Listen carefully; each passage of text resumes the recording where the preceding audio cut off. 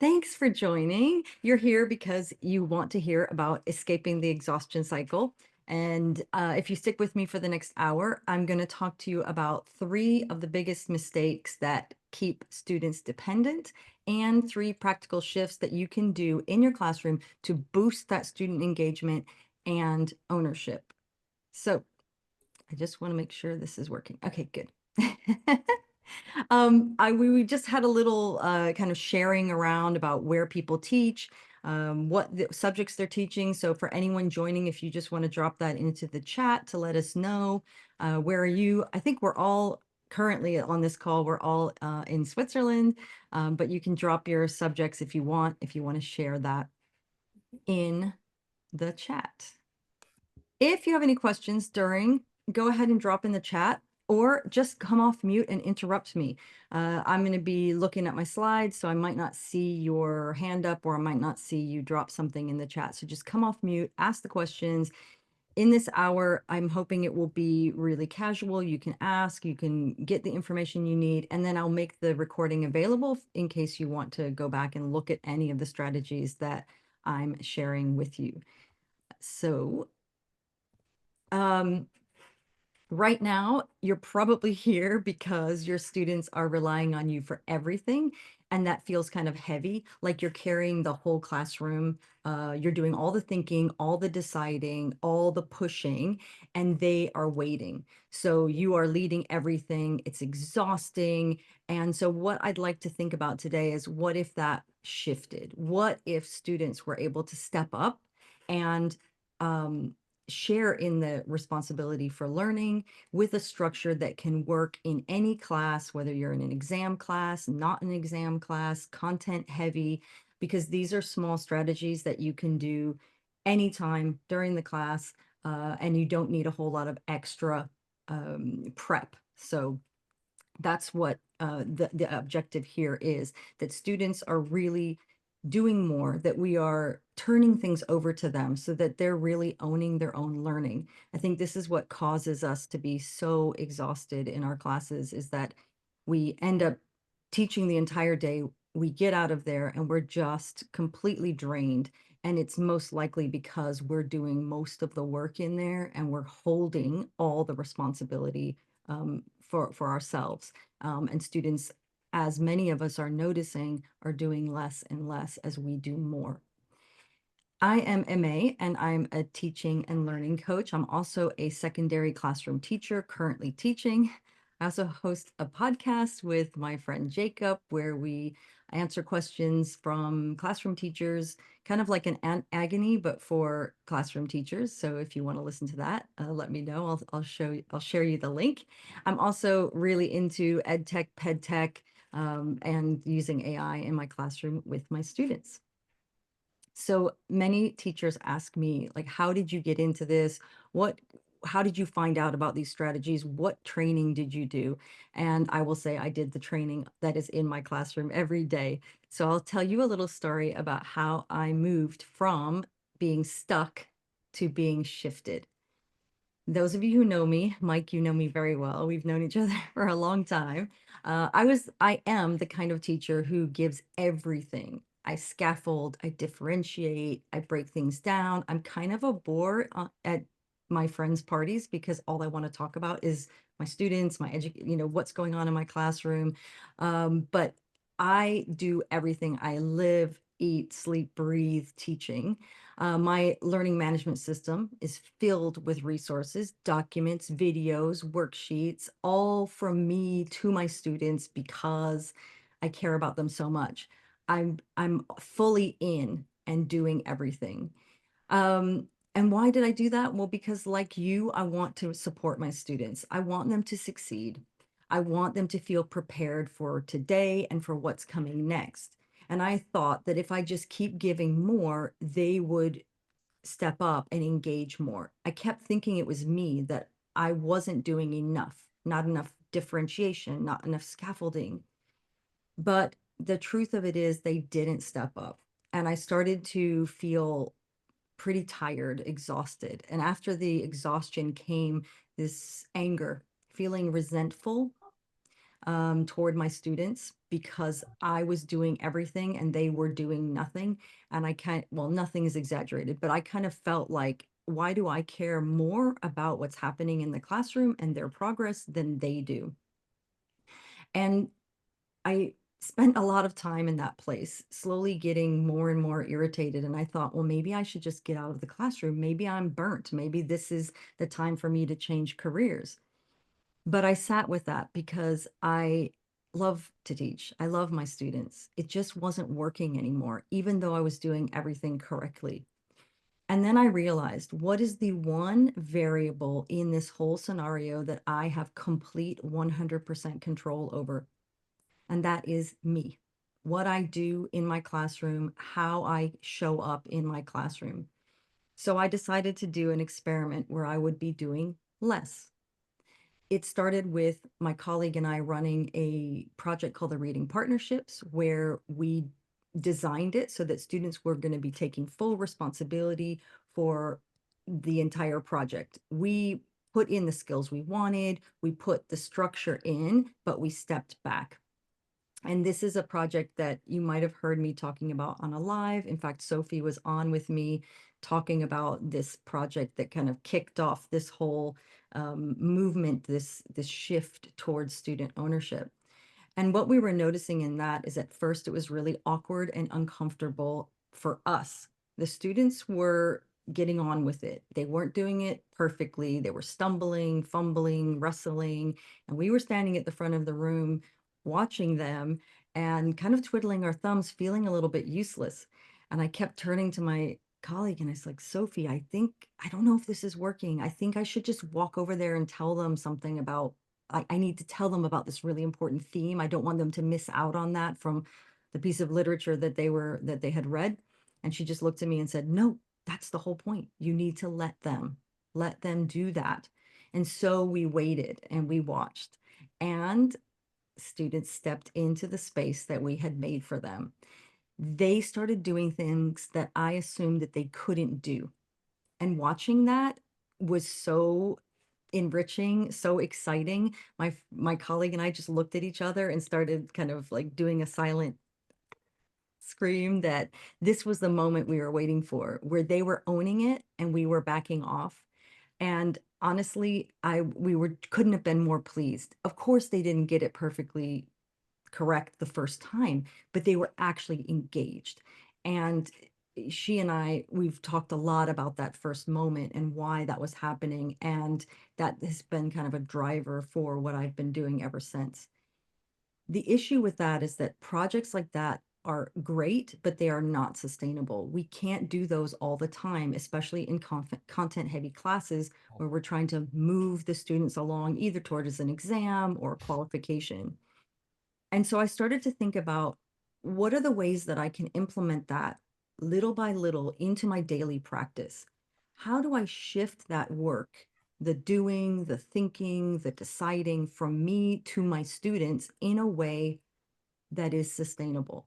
And I started calling that the shift. I've been chasing that shift ever since. I chase it for myself, for my students, and now I'm chasing it for teachers like you. And it's not about motivating students. It's about shared responsibility for learning. The shift is the heartbeat of the work that I do with teachers now, and it lays the base for everything I do in my classroom. So I'm going to share some of that shift with you today, and hopefully you will experience that shift. I won't say hopefully, I know you will experience that shift in your classroom. These are not planning heavy strategies. You can use them tomorrow in your class. And I want to hear back how it goes. What did you notice about who was doing the thinking, the deciding, and the kind of the working of your classroom. So we're going to talk about mindset shift, why teachers feel trapped inside student dependency, and how to unteach that. Because honestly, we our students aren't doing that only because of us. It's because they have been taught over years and years and years in a system that expects them to wait for teachers to tell them what to do.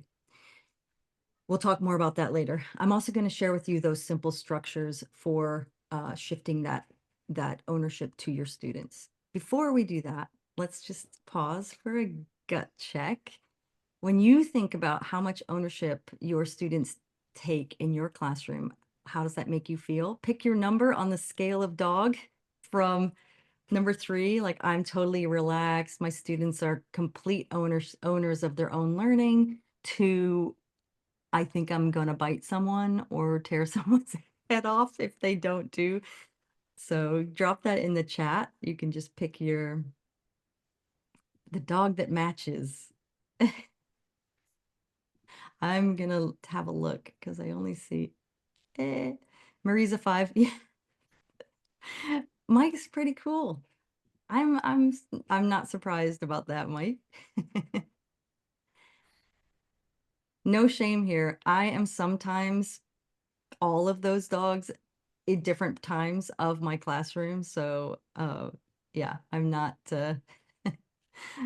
perfect there either. Sometimes I'm like, what are they doing here? Like 8. 8, I spend a lot of time in 8 and sometimes in 7. So, okay. Bonus points to those who can see my dog on there. My Stevie is represented on the scale of dog. Okay, let's make sure you're in the right place. Again, if you want to ask questions, just come off mute and let me know. You are in the right place if you want students to think, engage, and step up. To be real with you, this approach isn't for everyone. There are some characteristics that you need to have in place in order to be able to do this kind of shift. If you want students to think, engage, and take ownership without complete chaos, you're in the right place. If you're open to trying small strategic shifts that build long-term student responsibility, you're in the right place. And if you want a structured way to make that work in exam-driven courses, in content-heavy courses, you are in the right place. So I'm hoping nobody's dropping off the call now that you've seen that. But this webinar is not for you if you're looking for a quick fix without making changes to your teaching. The strategies are quick, they're easy to implement, but untraining a lifetime of compliance and control is not a fast fix. You have to be consistent, and we have to give students that space to learn those new ways. If you believe that students simply can't take responsibility and that's just how it is, that's kids these days, you're probably in the wrong place. And if you aren't willing to let go of some of the control that you hold in the classroom to help your students grow, this may not be a strategy or strategies that will work for you. So let's get into it. These are the 3 shifts. I'm going to present them in a particular way, which I will explain to you once I get into that. So I'll present to you 3 different shifts that you can be doing in your classroom. It's not about overhauling everything, replanning your entire course. It starts with 1 shift, 1 moment, and 1 change. And you don't have to have it all figured out. You just need to be willing to try these things and observe what happens. So let's get into it.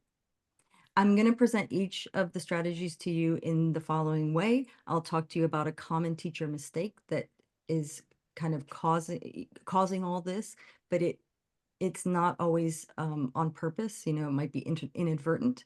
I'll talk about why that happens and the consequence on student learning behaviors for that for that.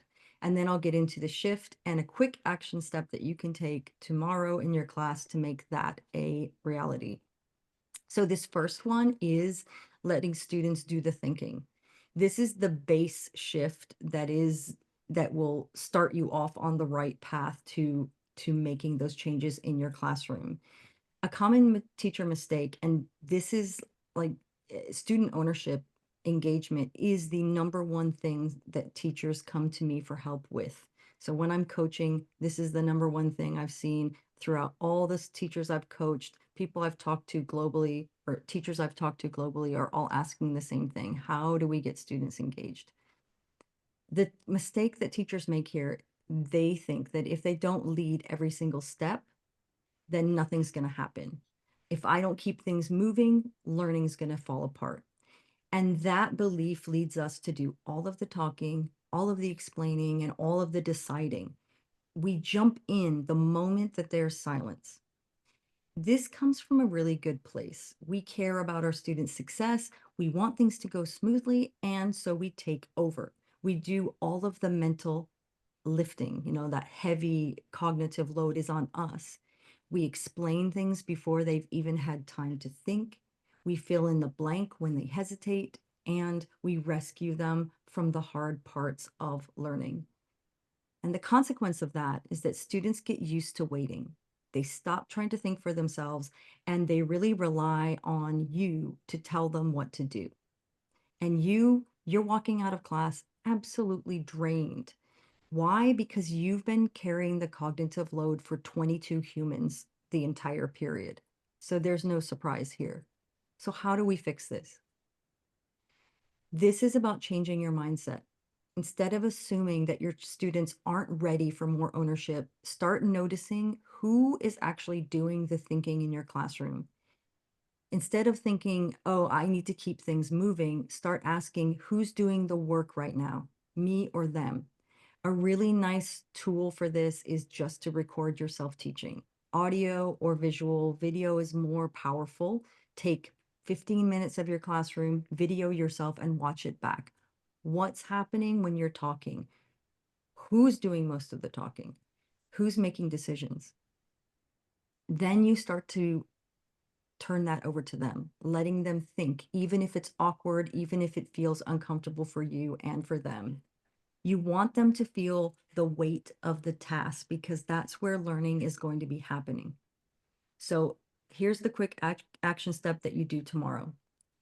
Count who talks more. Like I said, either video or audio, or just observe. You can even make little tick marks on your planner. Who is asking the questions in your classroom? Who's making the decisions? If it's mostly you, that's your signal that it's time to shift the work back to them. I have a special tool for you, a tool for you that I will drop into the chat at the end of this session that you can take with you, keep on your desk, and use it. On that tool is also some questions and some thinking sentence stems that you can use to flip that back to them midstream. So you can just do that while you're delivering your lesson. And this gets students to think more. Here's the challenge. Are they the only ones thinking? I'm sorry, are you the only ones thinking? Are they thinking with each other, or are you thinking for them? That's kind of the harder piece of this. And that's the difference between, them doing the work, you doing the work. You really need to be not just getting them to think on their own, but think with you and build that culture in your classroom.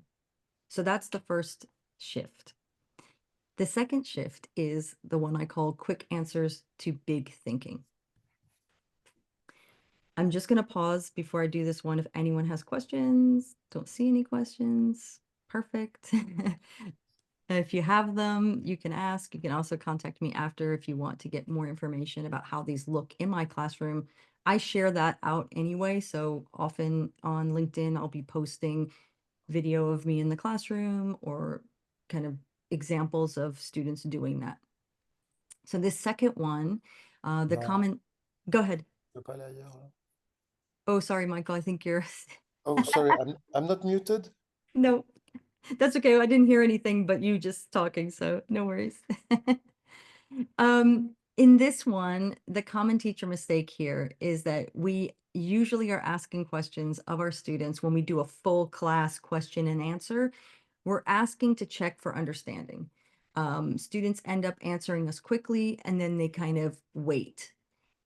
This happens because we're in a rush. We want to keep things on track. So we're kind of asking low-level questions, or we might be asking deeper questions, but we're selecting them. We kind of know which ones students can handle the different questions, and we might be throwing softballs to those students just to get them talking because we want to have that interaction. So where this usually happens in my class is after I've taught something difficult, or I want to see if students are in the right place, if they're ready to move on. So I start firing questions at the class. The issue with that is that the students are focused on pleasing me or just answering the question correctly, so they're not really exploring ideas.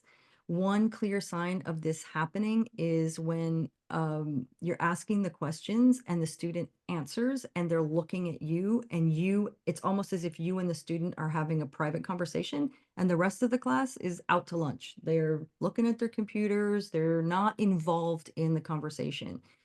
That is what we're trying to get to shift, right? So I'll share with you the strategy I use to make sure that that doesn't happen.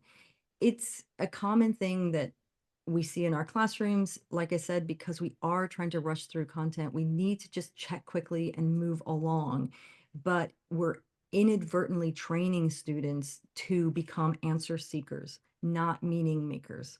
And they rarely build on, extend, or challenge those ideas that not that you're asking them about or that other students are responding with. The thinking stays shallow because they're not interacting with each other. It's a one kind of two-person conversation. No one else is involved. So you're trying to bring up that peer-to-peer dialogue that you're not getting um, in that question and answer uh, session. So how we do this, there are things that you're doing, and then there are things that your students need to be doing to shift that from a one-to-one to a kind of group interaction. You need to be asking questions that move towards exploring ideas, not just checking for understanding. Open-ended questions that invite reasoning, the connections between ideas, and multiple perspectives. These are all questions that really work well here. In fact, you're training the students, excuse me, you're training the students to talk to each other, not just to talk to you. So as the teacher, what you're going to be doing is asking open-ended questions that invite disagreement, connections between ideas, and you might be asking questions like, can somebody build on that? Or someone answers and you say, what makes you say that? You might even direct it towards another student. Is there another way to look at what Bob answered? And you ask another student to explain that. So you're modeling and reflecting the kind of responses that you want by changing the way you ask questions. The students are practicing thinking moves out loud. And some students are going to find this difficult. It's hard when you first start doing this with your students because they don't know how to respond that way. And so one thing I like to do is to teach them the sentence stems. So I post those on the board, or I post them on my bulletin board so they're up there all year, or you just beam them up so that they know how to ask those kind of, or to answer those kind of questions. They have the tool right in front of them. They don't have to feel awkward by trying to remember how is it the way she wants us to answer. Here are some examples of sentence stems that you might give them. I'd like to build on what Jessica said. I hear what you said, but I see it differently because you might give them this starter. What if we looked at it in this way? Or encouraging students to go back to points. Like, can we go back to Johnny's point? Other ways to disagree politely, but to give further explanation. So I'm not sure I agree with what was just said. Here's the way I'm thinking of it.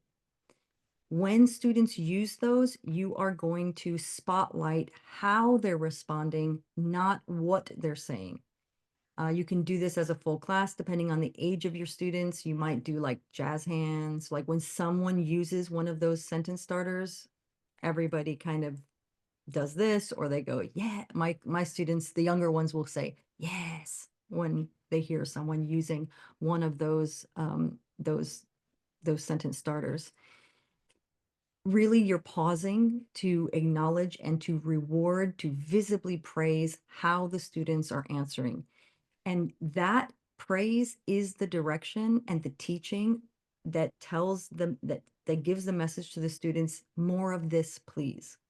So I've even stopped my class and I say, okay, let's pause. I want you to observe what just happened here between these two students. That is what I want to see. I want to see you interacting with each other and not looking at me. And you train that in by practicing over and over again.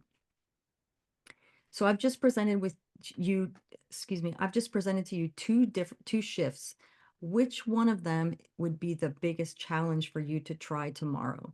Number one, letting the students doing the thinking, like checking to see who's doing that, or this kind of quick questions to big thinking. Drop in the chat which one is harder for you to get your head around at this point. Absolutely. Yeah, I agree with you, Marie. That's hard. The first one is most people find that the most difficult one because it requires you to really take stock of what's happening in your classroom, to see the reality of your classroom so that you can start responding in a different way. And students are not going to step up immediately. It's going to take them time. It's going to be a bit messy, but you'll know you're on the right track if you hear them being involved more, right? I see what you're saying, Yana, about using the target language in a foreign language. And yes, this is hard, especially if they're like A1, A2 level. And I have worked with teachers where they've had to allow students to do some of that processing in the non-target language and then try to shift that. There are, and in a language classroom, which I know Mike you're in and Yana's in and Marie is not, but those language classrooms, you need to adapt that to make it work for your students. This is sort of the metacognition piece. So it's non-content related. You may make space for them to not be in the target language while they're practicing that and then switching over to the target language to then express. But it is a big challenge, um, especially with the lower level language students, for sure. Very nice. Yeah. Mike's gonna try them all. Okay, third one. Oops, sorry. This one is about giving feedback, moving that from a monologue to a dialogue. So this is a super common teacher mistake that we do, and that just keeps our students in a really dependent state. We think that if we just give students more feedback, if we're more clear, if it's more detailed, if we give it more often, they're going to improve. So we spend hours marking. We use structures like WWW, EBI, what went well, even better if. We engineer all this ways to quickly give information to our students, but we keep seeing the same mistakes showing up again and again and again. I've seen my colleagues just fill pages with feedback to students, and I've done it too. We know our students are about to go off to exams if they haven't left already, and we want to give them that one last push of feedback to get them to, to make some changes before they have to perform. But the issue is that students aren't listening to that feedback. That's why we keep seeing the same mistakes come up again and again. In fact, I've seen this happen quite a few times before I made this shift, where students would receive back their piece of work. They look at my copious feedback, they look at the mark. If it's good, they're like, yes. And they fold it and they put it in their bag and they don't look at it. And I kind of have this slumpy feeling like, what did I just do all that work for? If you're not even going to look and spend time reading the feedback I've given you. There are ways around that, like delaying the grade, but in the end, it's still the same thing. You're just kind of getting them to read the feedback and then you give them the grade, but they're still not engaging with that. If you have a student who's not, who didn't perform well, they do this exact same thing. They look at their mark, they think, oh, this is embarrassing, this is terrible. And they just feel overwhelmed. They shut the page, they put it in their backpack, and they leave without ever engaging in your feedback. They are not ready to receive your feedback. That's why it's happening. They don't really know what help to ask for. They've handed in their best work, but they're not involved in that feedback process. They're just waiting for you to tell them yes, no, and what to fix. In fact, some of us even fix the thing for them by correcting all the mistakes that we see there. So it's a no wonder they have nothing to do. So they don't engage with it. They don't know where they're stuck. They're they're so uninvolved in that. It's just a one-way message from us to them. So it becomes very noisy for them and they shut down. They glance at it, they move on. In fact, you're probably spending more time and energy marking the thing than they did in creating it. So it keeps students passive and it keeps progress, kind of stilted. You can't move forward with that because they're not using some really important information that you're trying to get them. So how do we switch that from me to them to a conversation? This is how it works in my class. Before they submit a piece of work, and this works best with formative. I've done it with summative, but it's better if it's during a process of getting to a final piece. Before they submit, students are going to identify 1 to 2 areas where they feel unsure. They're going to mark them on their paper, and they're going to ask 1 to 2 specific questions to you about that work. I even make them identify the learning objective that they're working on in that piece. So that's what they hand in to me, already highlighted up for the pieces that they feel unsure about. Now, when I look at their piece, there are things that I want to be looking for no matter what, whether they've asked for it or not. Things like a thesis statement or what is the main point that you are trying to get at in the piece of work that you've given them. I always look for that, but instead of looking at everything, I only look at what they ask for help on because they've asked for it, they're ready to receive the information. You're not marking the whole paper, you're responding to their thinking. You want to make sure that your feedback is tied to the learning goal, and the feedback that you give should answer the question, did this move you closer to your goal? Feedback needs to be clear and concrete, pointing to specific evidence in the work that that's visible. So you want to keep those comments tight, actionable, and visible in what they've done and the effect of what they've done on the performance. You want to do that in student-friendly language, so you're thinking more like coach as opposed to critic to avoid overwhelming them with too much information at once. This makes feedback manageable. It makes it bite size and they're able to absorb that.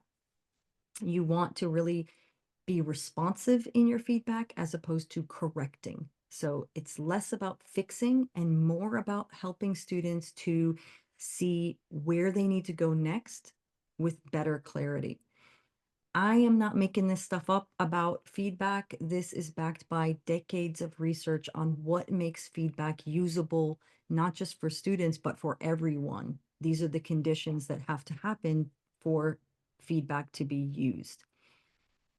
By doing this, you're helping students to practice the metacognition that we know is so important to learning. You're helping them see where that uncertainty lives in their work. I'm a language teacher, so for me, it's mostly about, essay writing, extended written responses, but I can see this working in other subjects as well. If you're a math teacher, you might be asking students to identify where in the process they're finding themselves getting stuck. Where do they feel least confident? Is it in starting the problem or checking their answer? If you're in science, you might be looking at like what part of this process of this lab is confusing to you or unclear. Maybe there's terminology that it feels fuzzy and they're not sure they're using the right words there, the right technical language, or perhaps it's some data that they are unclear about. I was asked in another webinar a question about what do I do with students who don't know what they don't know? So they don't even know what questions to ask because They are not performing at a very high level and they're not very self-aware. I would say that you're going to help those students to name what is unclear because naming it is the start of the learning. If they can't name where they're going off, chances are they're not going to be able to do anything about it. So I would advise you to scaffold the reflection process just like you would scaffold content for that student. For example, you'll give them sentence starters, things like uh, a part that I am still unclear about is here because you might also give them models about what that looks like. So using other students' examples, saying like, this is where what other students are struggling with, and this is how they ask for help on that. You might also guide them to certain places that you know as the teacher is problematic. Like I often find that students struggle with thesis statement and conclusion. So why don't you look there and ask some questions about that? So those are ways to help students who are still not quite there yet or not quite self-aware enough to do um, their own kind of marking on that piece of work. That I would say that feedback strategy is one of the best strategies to reduce your workload and make things manageable, giving feedback that's actually useful for students. It's been a game changer for me. I don't mark full rough drafts anymore. I just answer the questions that they're asking me. And then I always leave that door open so they can come back and ask further questions if they want. So those are your three shifts. I'll pull that together for you. The first one is letting students do the thinking. So it's about noticing where you're doing the work and how you're going to shift that over to students. Turning quick kind of check for understanding or quick answers into bigger thinking, more community and interactive thinking. And then the effective feedback, moving that from a one-way conversation, one-way street to an actual conversation. This isn't theory. These three shifts are things that actually work in the classroom. You probably have already picked one of them that you're going to try tomorrow. And I've told you before, I really want to hear how it goes. What are you struggling with? Again, if it's not working in your classroom because you have A2 language learners and it's just not working, reach out. We can problem solve that together and I can show you ways to make that work for your classroom. So these are shifts that can work. I'm going to tell you another story to show you that this is not theory because it worked for one of the people that I coached. And this is a person that I think I'm telling you this story because I think you're going to see yourself in this teacher's experience. This is a teacher that I have coached. I coached her one time, so she's not a regular coachee, but Cheryl is a real teacher. I teach with her daily. And she really went through some big changes once she started to make these shifts. She's an experienced and passionate teacher. She has solid practical skills. She is a top-notch teacher. She is teaching in a multi-level class with different exam classes in the same class, which is really tough. Her pedagogy is amazing. Flipped models, she's got strong materials, she is very passionate about her work, and her classroom tends to be on the hands-on project-based learning side. She came to me because she said, despite everything I'm doing, it's not working. I want students who are motivated, curious. I want my teaching to mean something to them, but they aren't. Despite me feeling like I'm doing everything right, my students remained passive. They're not thinking, they have no curiosity. They kind of just sit there like blobs. She even told me that they can't even read the instructions that she's written out for an assignment, that they're overly focused on grades. And in the end, she kind of said, look, I know I'm teaching well, but if they're not learning, What's the point? What am I doing here? And she was pretty exasperated and tired. I worked with her to unpack some of the assumptions about who should be doing the work and really take a critical eye to our own classroom about who was doing the work. And through that, she had a mindset shift where she started to look differently at how she designed her classroom. She had to face some assumptions that she was making about why students weren't motivated. She had a little bit of like kids these days, they just don't, they're not interested because they're more interested in their screens.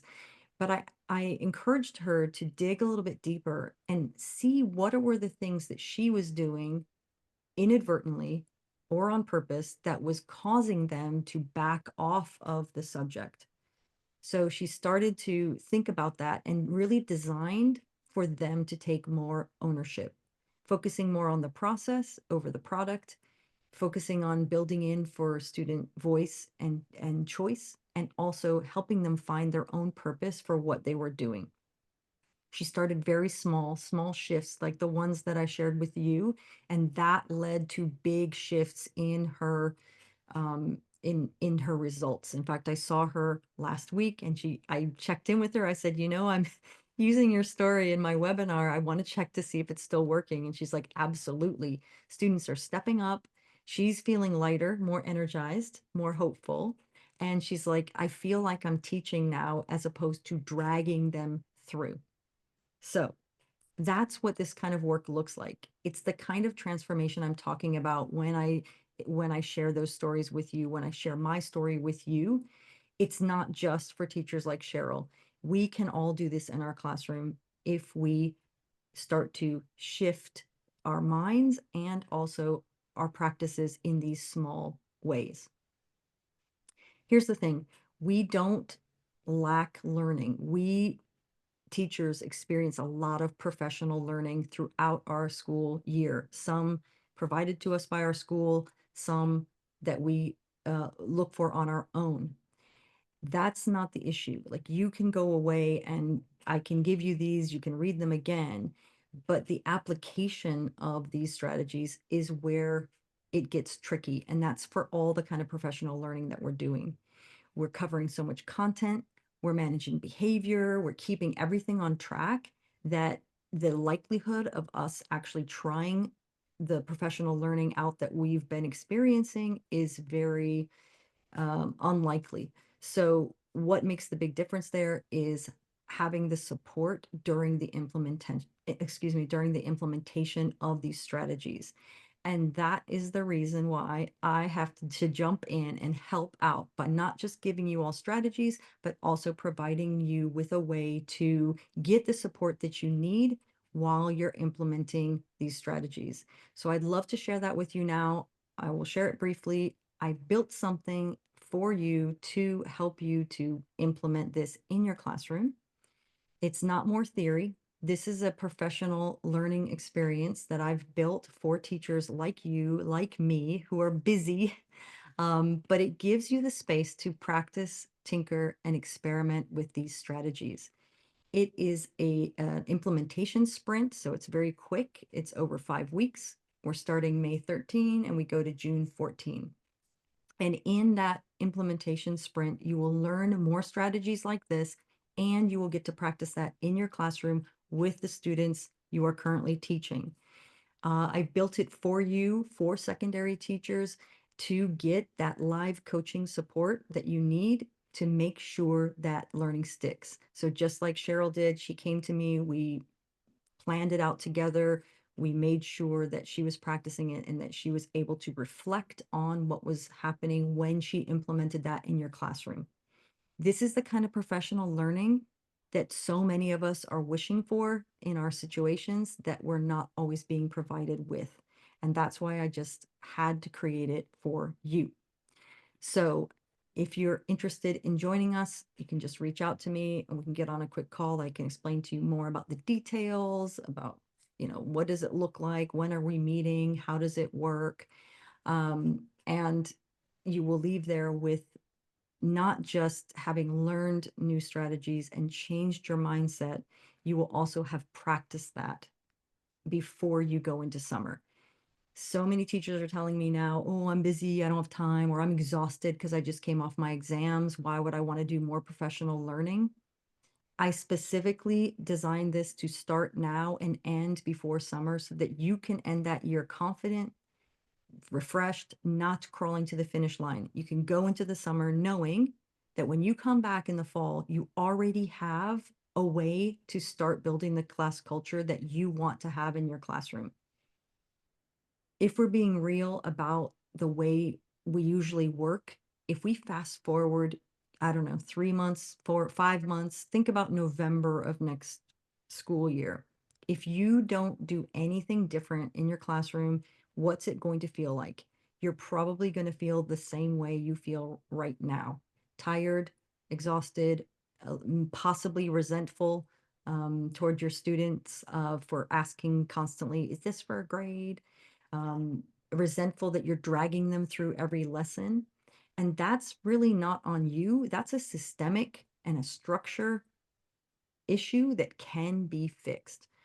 These small shifts really change everything. So if you're interested in that student ownership sprint, it's running. I have 5 more spots left in that. So if you're interested, please reach out. I'm happy to talk to you more about that. I can talk to you about the cost and how that works. Last thing before we wrap up, I would love to hear what you found to be the most valuable point that you understood from today's webinar. Like, what's the thing that really stuck with you, and what might you be trying out tomorrow in your classroom? I'd love to hear that. So drop it in the chat. If you want to come off mute and ask questions or give feedback, I'd love to hear it. But I'd love, Amy, if I yeah, may, go for it. um, I'm really glad I attended this little workshop because you just reminded me of a few things. And it's true, for example, for the offloading of work for the assessment, when you say we do, well, I tried something out because I had enough of what you mentioned. Like, yeah, it's true. You do the corrections. You expect them, to be very receptive about, I'm going to learn from my mistakes and everything. But no, I found a way that works for me. Is that whenever I correct, well, I'm a French teacher, okay, so I have a lot of corrections, a lot of writings to do, and for the writings, I've decided not to correct the mistakes anymore. What I do is that I do circle where there is a mistake. And I have my different codes, okay, like missing a word, here's a mistake, or say it differently, So I have my little codes, and I teach them that code from the beginning of the year. And every time we have, we need to correct something, well, I hand them back the sheets. They have the number of mistakes, but they haven't identified the mistakes. And what I tell them is that, okay, now you have like half an hour, you need to correct your own mistake. Some of them are very enthusiastic about this, and they correct by peers, they correct by using, some kind of dictionary, but they are active in the process. Sometimes they come to you Mhm. and say, but sir, I don't understand here what you're saying. What is missing, you reckon? So we kind of talk about it. I say, what do you think? Do we say just a country in French, for example? Say, no, countries in French, they have a gender. You need to put a le, a la, or a le in front. Okay, which one is it? So, just things like that. And sometimes even to push the things for classes that don't really play the game, at the beginning, you can tell them, okay, you got an extra point if you manage to correct everything properly. Mm. Oh my goodness, they just go for that. And sometimes you spend the whole period, and they are very competitive because Mm. everybody wants the extra points or the extra 2 points. Right. So on that aspect, definitely give the class back to the kids. They love it. They really Absolutely. love it. And it's true, it's One, less complicated for us. It does establish a culture, and it's their lesson. Because yeah. in the end, they've all learned something. And even though we have to repeat a lot of times, okay, the agreements, the conjugations, and It's at one stage, I can see that it stays with them because they had the reflection of it and they had the exchange of it. You know, Mm, the mm, fact of talking with some peers or asking those questions to the teacher or having to reflect yourself on that specific mistake on which you never stopped. You mm. know, Look, they do at Mike, least once or twice, and usually it bears with them. mm, Usually. two things that are standing out to me about what you said. Number one is you are making time in your lesson to use the feedback. So Absolutely. often when we give the papers back and they jet out the door, they're not using it because we have not placed a value on that. We're not telling them it's important enough for us to spend class time doing it. So that's number one. Students will see value in what we tell them is valuable and what we show them is valuable, Mm, more importantly, right? So by doing that, you're saying, I value this. This is important. I'm making time for it. And the second is the reflection, right? Like getting them to be engaged in that, right? mm, And I urge you also, because I do similar thing with just circling and not correcting, but just pointing out the place. But even with that, I'm still the one who's looking for all of the mistakes. I'm still the one that's in charge of that. And you can reduce it even more if you say, I'm seeing issues in this with agreement. Go and find them. I'm not pointing it out. You go find mm. it, but you have an issue with agreement and you need to go see where that lives. Uh, Well, but I would do that with more semantical work. yeah, But when we are talking strictly about language, for example, it's really something that works really nicely. Yeah, mm, yeah. absolutely. I'm seeing other people talking about like Sylvanus, nice to see you. I didn't see you pop on there. Really good to see you. Thank you for joining. Allowing students to control their learning builds confidence in them. Absolutely, right? They have confidence that they can see. They can see the things where they're doing well and they can see where they need help. Maria is saying about targeted feedback. I'm just going to read that. The targeted feedback dialogue is a great way for students to let me know what they need help with. Absolutely. Um, I would love to hear how you would adjust that for the multiple choice, like in the AP, like where are they going wrong in that? I would imagine something around like when I look at the choices that I'm given, how do I discern what are viable choices and what are not viable choices to kind of reduce the possibilities of the incorrect answers? But again, all of these, what I like about these strategies is that they work practically Mm. in your classroom and they can be adjusted for anyone. You are all super creative people, as evidenced by the way you're teaching, the way that you're thinking about your classrooms. We are able to get around most systems and make them work for us. So this is no different. You're just going to take those strategies, adapt them, and adjust them. That's why I taught you the first shift, because if you keep that as your guiding star, like who's doing the thinking, who's doing the deciding, then you will stay on track with that. So every time you go to design something, every time you think about how am I going to give feedback on this piece of work? Who's doing more of the thinking, you or them? Who's doing more of the engagement, you or them? And that will guide you to doing the right thing and finding creative ways to shift that back over to them. You will start feeling lighter. You'll start feeling more of um yeah, the shared responsibility for learning, which is what we all want. We want them to step up and take part. So good. Excellent. Anybody have last words? I'll let you I'm letting you go 3 minutes early. Mhm. I have Uh, more of these. Go ahead. just to step in, I got a little late. We had a meeting at school. Today, I was teaching a topic on reproduction in biology year 10. And I was just thinking, how am I going to start the introduction? So I went to class. I just greeted them, told them what we were doing for the day, and pointed out who can explain what reproduction is.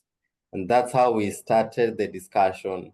The students were discussing on their own, and I was like, oh, those are good points. You can write them down. So the lesson was today, it was me listening to them and maybe coordinating and facilitating their learning. The lesson ended with me talking less, the students talking more, and writing their own notes. We didn't even check the internet. We didn't use even the textbooks. And it was so, so amazing. And how did that make you feel, Sylvanus, when you walked out of there having done less of the talking? Because I can tell you, I've just talked for an hour and I can't really, my voice is gone. I know. I was so satisfied, and I was like, I wish this will be the order of the day, whereby you are out of the class and you have your objectives have been met. And I was like, this is what I want as a teacher. Mm. And it was so amazing seeing students controlling their own learning, discussing, one student posing a question, another answering, and then building the discussion. And that's how the lesson ended. Mm. And And this is a big I'm thing. hearing that you started the lesson with their voices, but you retain Yeah. control of the learning objectives. So you're like, we need to get these learning objectives done today. Let's start with you. Shall we begin? And yeah, did it work exactly perfectly the first time you tried that strategy? I tried that today. Mm-hmm. So I usually, at the beginning of the term, I usually give them an outline showing what we are doing each and every week. So they knew what we were to do in this lesson. So I don't know if they had made any research, but I don't think so. They usually don't read ahead of me. Maybe we are going to start on that. So Uh, the discussion just started. So I'm like, I want to do my own assessment. Is it because of the topic was exciting? Is it because they are now serious? Is it because maybe I gave that outline and then they went and checked? So that is my own assessment I need to make. Absolutely. And Yeah, I urge you to also think about when it becomes uncomfortable, when there's awkwardness, to just sit in that for a minute and observe and try to think about why that's happening versus trying to fix it, right? Like we don't like it. And we also try to save them from awkward silence. So we tend to yeah, fill the space. And when we fill that space, there's no space for the students. So yeah. all right. I'm going to wrap it up because people need to get on with their evenings. I really appreciate everyone joining. If you have other ideas, questions, things that you're like, wait a minute, that doesn't make sense to me, that doesn't work, or please get back to me. I love to hear from you. I'm really active on LinkedIn. I post most of my ideas and strategies there, so you can connect with me there, or you can just reach out to me by email. I think you all have my email because I sent you a confirmation for the webinar. So feel free to shoot me any questions. I love to hear how this goes in your classroom. Thank you.